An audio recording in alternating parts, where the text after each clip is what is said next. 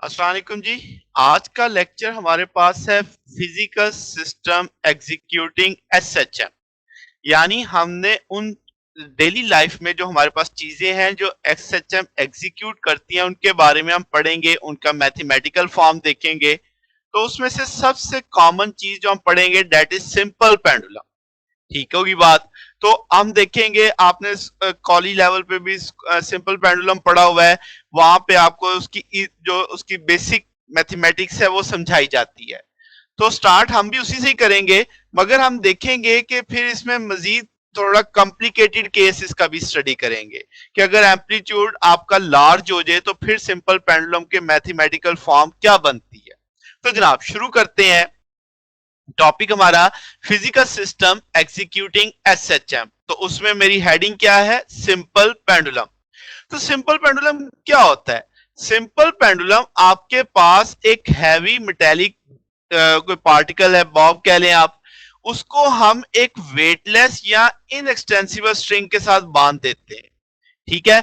तो शर्त क्या होगी कि आपके पास एक हैवी पार्टिकल है, यानी हम इसे पॉइंट मैस तक कह देते हैं कि भाई आपके पास इंतहाई इंतहाई छोटा पार्टिकल हो मगर उसका मैस ज्यादा हो, यानी हैवी हो।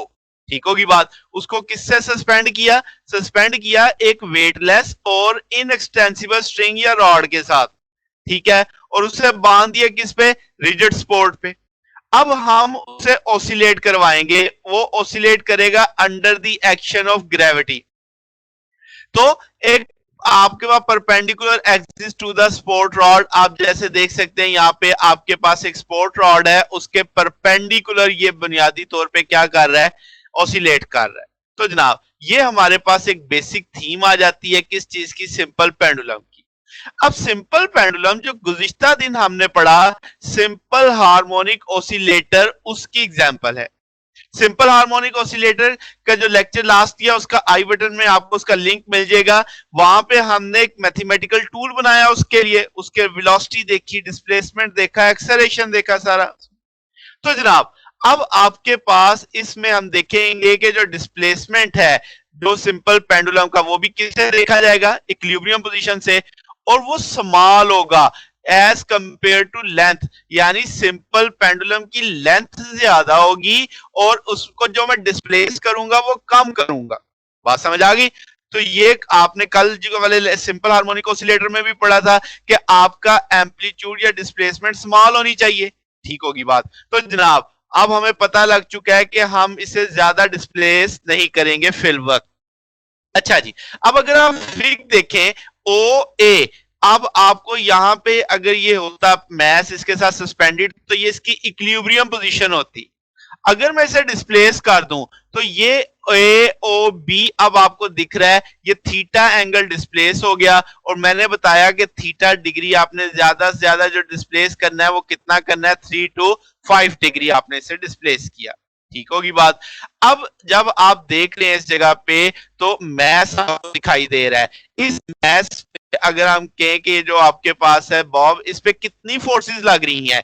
तो एक वेट होगा, वेट किस जानिब एक्ट करता है? नीचे की जानिब एक्ट करता है। और रस्सी में जो टेंशन होगी वो किस जानिब होगी? अपवर्ड होगी।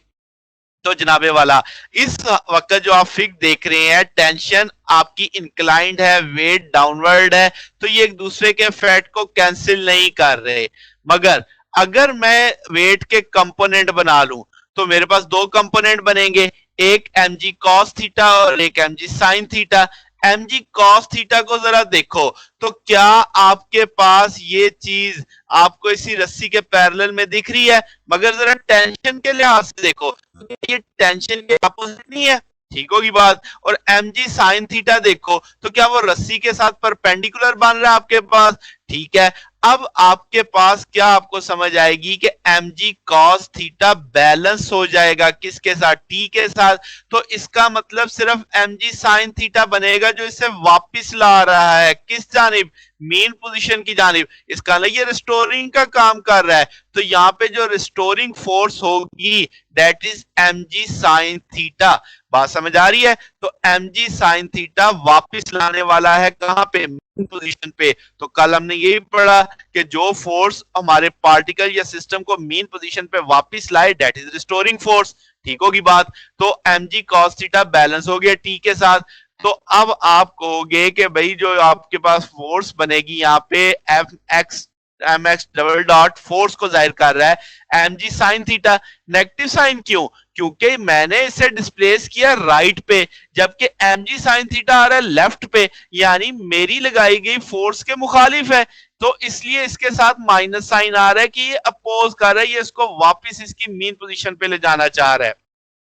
फिर हम कहते हैं थीटा स्मॉल है, थीटा स्मॉल होगा तो साइन थीटा अप्रोक्सीमेटली थीटा के इक्विवेलेंट आ जाएगा, स्मॉल एंगल अप्रोक्सीमेशन इसे हम बोल देते हैं। तो इसका मतलब इक्वेशन 1 में जो साइन थीटा है ये रिप्लेस हो जाएगा किससे? थीटा से। तो ये थीटा आ गया। अब हम क्या करते हैं कि भाई आपके पास थीटा की जगह x ओवर l लगा देते हैं। आपने ट्रिग्नोमेट्री में एक इक्वेशन पढ़ी होगी s is equal to R theta. s आपकी आर्क लेंथ होती है, थीटा यहाँ पे, और लेंथ आपका जो रेडियस होता है वो r आ जाता है। s is equal to R theta. अब जरा तस्वीर देख के बताओ रेडियस का काम कौन कर रहा है? l, थीटा वहीं का वहीं है, और जो आर्क लेंथ है उसे मैंने किससे जाहिर किया? x से जाहिर किया। तो क्या s is equal to R theta, क्या मैं लिख सकता हूं x is equal to L theta? तो थीटा किसके बराबर आ जाएगा? x ओवर एल के। तो जनाबे वाला यही किया कि थीटा बराबर आ गया x ओवर एल के। तो थीटा x ओवर एल है, x यहाँ पे किसको जाहिर कर रहा है? डिस्प्लेसमेंट ऑफ पेंडुलम को, और जो हमने तकरीबन इतना थोड़ा सा डिस्प्लेस किया वो ऑलमोस्ट स्ट्रेट माना जाएगा मेरे पास, यानी आपके पास थीटा का जो एंगल है कम है, तो इसका ना एक्स ऑलमोस्ट लीनियर होगा। अच्छा जी, तो इसका मतलब इक्वेशन नंबर 3 आ चुकी है मेरे पास। इसमें जो नेगेटिव साइन है वो क्या शो कर रहा है कि जो फोर्स है वो डिस्प्लेसमेंट के मुखालिफ है, यानी आपका जो मैस है वो राइट पे जाना चाहता है, जबकि रिस्टोरिंग फोर्स उसके अपोजिट जाना चाहती है। तो ये नेगेटिव साइन आ जाएगा फोर्स और की वजह से एक्सेलरेशन बनेगा। तो ये ऑलवेज डायरेक्टेड अपोजिट का कंसेप्ट आ जाता है कि जो रिस्टोरिंग फोर्स होती है वो आपके पास हमेशा अपोजिट होती है किसके? डिस्प्लेसमेंट के। और ये बार बार बताया जाता है कि डिस्प्लेसमेंट हमेशा कहां से नापना है? इक्विलिब्रियम पोजीशन से, यानी ए से नापना है आपने। तो इक्विलिब्रियम पोजीशन से जो हम देखेंगे एक्स, आपके पास फोर्स उतनी ही होगी एक्स जितनी, मगर डायरेक्शन में अपोजिट होगी। अच्छा जी, तो अब ये क्वेश्चन नंबर जो 3 है, मैं आपके पास इसे अगर देखूं तो कल हमने जैसे मैंने कहा कि सिंपल पेंडुलम एग्जांपल है किसकी? सिंपल हार्मोनिक ऑसिलेटर की, यानी सिंपल हार्मोनिक मोशन की। तो अनडैम्पिंग है, हम इसमें रेजिस्टेंस वगैरह नहीं देख रहे। तो कल हमने इक्वेशन पढ़ी एम एक्स डबल डॉट बराबर है माइनस के एक्स के। तो आज हमारे पास इक्वेशन 3 आ चुकी है एम एक्स डबल डॉट बराबर है minus M g over l into x के। अगर मैं मुआवजना करूं m x double dot m x आ रहा है बराबर बराबर की जगह नेगेटिव, नेगेटिव की जगह एक्स की जगह एक्स, तो के की जगह कौन ले रहा है? M G divided by L. तो इसका मतलब जो के है आपके पास वो M G divided by L हो चुका है। तो जनाब अब आपके पास जो टाइम पीरियड का फार्मूला हमने पढ़ा, that is time is equal to 2 pi M by K, ये हमने कल ड्राइव किया था। तो आप के की वैल्यू लगा सकते हो एम जी बाई एल। तो अगर आप के की वैल्यू प्लेस करते हो M G by L, M M से कट जाएगा, एल शफल कर जाएगा ऊपर, तो 2 पाई एल ओवर जी। तो ये टाइम पीरियड का फार्मूला आ गया आपके पास सिंपल पेंडुलम का। मगर इस सारे मामले की जो बुनियाद है वो क्या है कि मैंने एम्पलीट्यूड कम रखा, यानी थीटा बराबर रखा थीटा के, साइन थीटा बराबर रखा थीटा के। तो मैंने इस अप्रोक्सीमेशन को स्मॉल एंगल अप्रोक्सीमेशन कहा था। ये साइन की सीरीज है कि साइन थीटा बराबर होता है theta minus theta cube over theta factorial. इसमें हायर फैक्टर मैंने निगलेक्ट कर दिए थे। अच्छा, तो अब आपको समझ आएगा यहां तक अभी जो आपने एंगल स्मॉल रखा था, तो आपके पास टाइम पीरियड का जो फार्मूला होगा वो ये आ जाएगा, टा is equal to 2 pi square root l by g. L हमारे पास length of the simple pendulum है, जी ग्रेविटेशनल एक्सेलरेशन है, और 2 पाई कांस्टेंट है। अब अगर आप क्या एम्पलीट्यूड बढ़ा दो तो तब टाइम पीरियड का फार्मूला क्या होगा? तो जनाबे वाला ये अब एक नई बहस शुरू करने लगे हैं। तो इसका मतलब अब हम वो टाइम पीरियड देखेंगे जो बड़े एम्पलीट्यूड के लिए होता है। तो देखेंगे क्या वो इक्वेशन नंबर 5 ही आती है या और आएगी। अब जब हमने एम्पलीट्यूड बड़ा कर दिया तो इसका मतलब हमने रिस्ट्रिक्शन खत्म कर दी कि साइन थीटा बराबर है थीटा की। तो जो इक्वेशन नंबर 1 थी हमारी M x double dot minus M G sine theta, उसे दोबारा लिख दिया मैंने कि भाई अब आप साइन थीटा को थीटा नहीं लिख सकते क्योंकि आपका एम्पलीट्यूड बड़ा है। तो अब हम जानते हैं कि थीटा बराबर पड़ा था एक्स ओवर एल के, यहां से एक्स बराबर आ जाएगा एल थीटा के। अगर आप एक्स का डेरिवेटिव लोगे, एल लेंथ तो कांस्टेंट है तो थीटा वेरिएबल है, तो एक्स का फर्स्ट ऑर्डर डेरिवेटिव थीटा का फर्स्ट ऑर्डर डेरिवेटिव, एक्स का सेकंड ऑर्डर डेरिवेटिव थीटा का सेकंड ऑर्डर डेरिवेटिव। तो सेम आप लिख सकते हो यहां पे x की जगह क्या लिख सकते हो, एल थीटा, मगर चूंकि x का सेकंड ऑर्डर डेरिवेटिव है तो थीटा का भी सेकंड ऑर्डर डेरिवेटिव आ जाएगा। तो अब ये इक्वेशन बन गई आपकी, जो हम मोशन के लिए इक्वेशन ऑफ मोशन कहेंगे कि भाई लार्जर एम्पलीट्यूड के लिए ये इक्वेशन ऑफ मोशन आती है। यहां से थीटा डबल डॉट किसके बराबर लिख सकते हैं, एम एम से कट जाएगा, g by l sine theta, negative sign आ जाएगा। अब आपके पास ये एक non linear second order differential equation है, थीटा डबल डॉट है ना। तो पहला जो केस पड़ा था जब एम्पलीट्यूड स्मॉल था तो मैंने कहा था एक्स लीनियर है, बट अब इक्वेशन नंबर 6 क्या है, non linear second order differential equation है। तो इसे हम उस तरीके से तो हल नहीं कर सकते जैसे पहले हमने एलिमेंट्री फंक्शन के तौर पे। अब हमें क्या करना पड़ेगा, हमें सीरीज को एक्सपेंड करेंगे, इंटीग्रल फाइंड करेंगे इक्वेशन नंबर 6 का। कैसे वो जरा देखते हैं। इसमें एक सब्स्टिट्यूशन आएंगे हमारे पास। लेट्स से इक्वेशन नंबर 6 से एक चीज को मल्टीप्लाई करता हूं, थीटा डॉट इनटू dt। अब आप इसे क्या थीटा डॉट को D theta over D T लिख सकते हो, तो डी टी से कट जाएगा तो क्या ये सारी चीज डी थीटा के बराबर आ जाएगी। इसका अंदर थीटा डॉट डी टी को मैं इक्वेशन नंबर 6 की लेफ्ट साइड से भी मल्टीप्लाई कर देता हूं, राइट साइड से भी मल्टीप्लाई कर देता हूं, दोनों साइडों से इक्वेशन नंबर 6 के मल्टीप्लाई कर देता हूं। तो अब ये थीटा डॉट जब इधर जाएगा तो आप theta double dot theta dot D T और सेम पैटर्न पे यहां पे भी कर सकते हैं।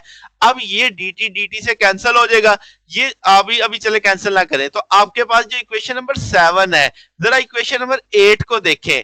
अगर मैं कहूं 1/2 D theta dot square is equal G by L D cos of theta, मैं कहता हूं जरा इसका डेरिवेट करो, तो क्या आप लिखोगे 1/2 के साथ 2 थीटा डॉट, फिर थीटा डॉट का डेरिवेटिव लोगे तो क्या वो आपके पास थीटा डबल डॉट आ जाएगा।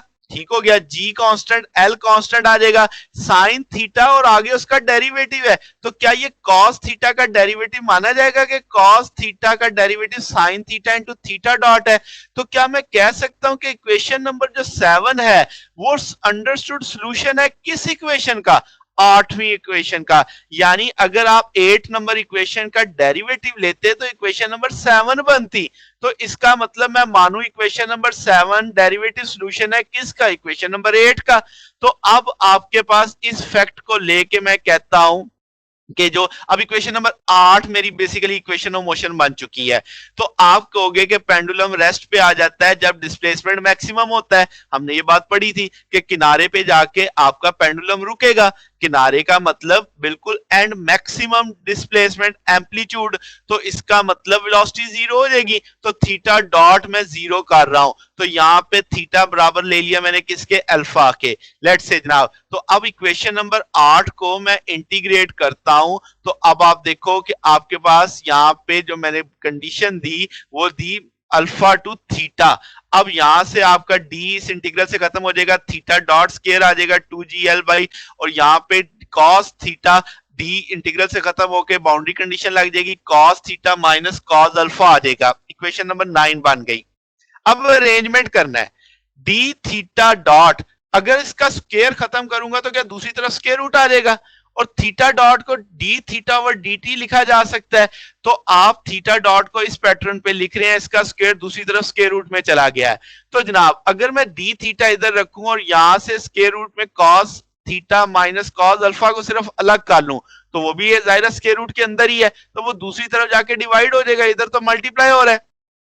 तो यहां से dt दूसरी तरफ चला जाएगा, मगर ये dt स्क्वायर रूट से बाहर है, तो यहां पे स्क्वायर रूट के अंदर क्या बचेगा 2gl, और यहां से जो स्क्वायर रूट में cos theta minus cos alpha था वो दूसरी तरफ चला गया। इक्वेशन नंबर 10 बन चुकी है। अच्छा जी, अब ये जो इक्वेशन नंबर 10 है इसमें हम देखते हैं कि कितना टाइम लगेगा माइनस पॉजिटिव अल्फा से माइनस अल्फा पे, यानी आधी ओसिलेशन। तो इसका मतलब आधा टाइम पीरियड होगा, तो टाइम पीरियड का भी हाफ हो जाएगा। इसका मतलब ये हो गया कि पॉजिटिव अल्फा से नेगेटिव अल्फा तक जाते जाते आधी ओसिलेशन हुई है। तो आपके पास अब अगर मैं इसकी इंटीग्रेशन करता हूं इतने फासले में, तो माइनस अल्फा से पॉजिटिव अल्फा आ जाएगा, यहाँ पे 0 से आधा time period T alpha by 2। तो अब आप इसे सॉल्व करते, तो ये इसको तो अभी मैं लेफ्ट साइड को छोड़ रहा हूँ, राइट साइड देखे तो ये डी टी इंटीग्रल खत्म हो जाता, टी का आप लगाते बाउंड्री कंडीशन तो टी अल्फा बाय 2 आ जाता। तो जनाबे वाला इक्वेशन नंबर 12 को अगर हम सब्स्टिट्यूशन करें, तो सब्स्टिट्यूशन में क्या किया जा सकता है आपके पास? तो जनाब क्या आप इसे लिख सकते हैं कि भाई cos थीटा जो यहाँ पे है 1 minus 2 sine square theta by 2 आ जाएगा। सेम उसी तरीके से cos alpha 1 minus 2 sine square alpha by 2। तो ये दोनों वैल्यूज अगर मैं इक्वेशन नंबर 12 में प्लेस करता हूं, तो कुछ चीजें सिंप्लीफाई हो जाएंगी। यहां से ये नीचे स्क्वायर रूट में आ जाना था, वो स्क्वायर रूट यहां से 2 कॉमन लेंगे, जब ये 1 1 से कट जाएगा, 2 कॉमन लेंगे तो वो स्क्वायर रूट 2 और यहाँ का स्क्वायर रूट 2 कैंसिल हो जाएगा। जो इक्वेशन नंबर 12 में नीचे स्क्वायर रूट 2 आ जाएगा, क्योंकि ये आपके पास एडजस्ट हो जाएगा। तो यहां से अब आपके पास रिमेनिंग फैक्टर क्या बच गया? Sine square alpha by 2 minus sine square theta by 2, ये वैल्यूज प्लेस करने से यहां पे। अच्छा जी, अब जो आपकी ये लेफ्ट साइड आ रही है, इसमें ये एलिप्टिकल इंटीग्रल है। इसको मजीद सादा करने के लिए हम इसमें सब्स्टिट्यूशंस करते हैं। पहले सोचते हैं कि साइन थीटा बाई 2 बराबर है किसके? Sine alpha by 2 into sine phi के। अब क्या जनाब, अब आपने थीटा बराबर लिया माइनस अल्फा के, तो इसका मतलब फाइव बराबर आएगा माइनस पाई बाई 2 के, यानी माइनस 180। तो इधर जब थीटा अल्फा होगा तो फाइव बराबर आएगा पाई बाई 2 के। ठीक होगी बात? तो आपके पास क्या हो गया जनाब, अब आपने यहां पे इस इक्वेशन को अगर कहें कि आप सॉल्व करें, तो आप लिखेंगे साइन थीटा बाई 2 को क्या? Cos theta by 2, theta by 2 का डेरिवेटिव लेंगे 1 बाई 2 आ जाएगा, इंटू एंगल का डेरिवेटिव डी थीटा।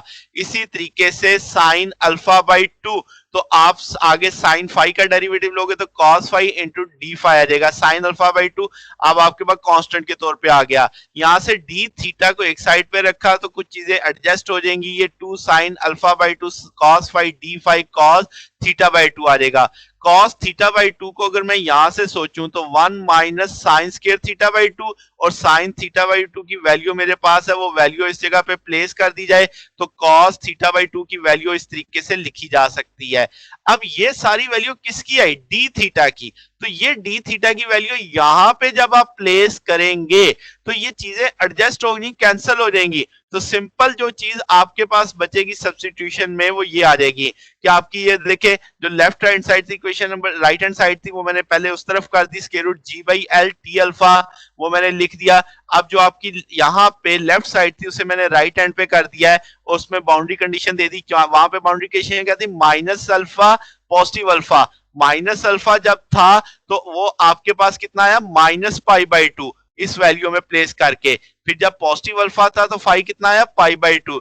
तो यही बाउंड्री कंडीशन आपने यहाँ पे प्लेस कर दी है। तो अब आपके पास वो वैल्यूज प्लेस करके ये जो स्क्वायर रूट वाला फैक्टर है इसको आप ऊपर ले जाएंगे तो इसकी पावर माइनस में 1 बाई 2 हो जाएगी। इसकी कंडीशन आप बाइनॉमियल लगा देंगे तो आपके पास ये मल्टीप्लाई होकर ये पूरी एक सीरीज बन जाएगी। अब यहाँ पे अब आपके पास इस सारे को अगर हम डी फाई के साथ इंटीग्रल करें तो आपके पास फाई की वैल्यू आ जाएगी जो कि pi by 2 minus pi by minus minus plus pi by 2 हो जाएगा, तो पाई बचेगा आपके पास। 2 कांस्टेंट था तो बाहर आ जाएगा। यहाँ पे अब आपके पास क्या आ जाएगा? अब आप जब इसे सॉल्व करेंगे तो जनाबे वाला जहां जहां फाई आया था उसकी वैल्यू लगती जाएगी, वो पाई बाई 2 आ जाएगा, यहाँ पे 3 पाई बाई 2 आ जाएगा।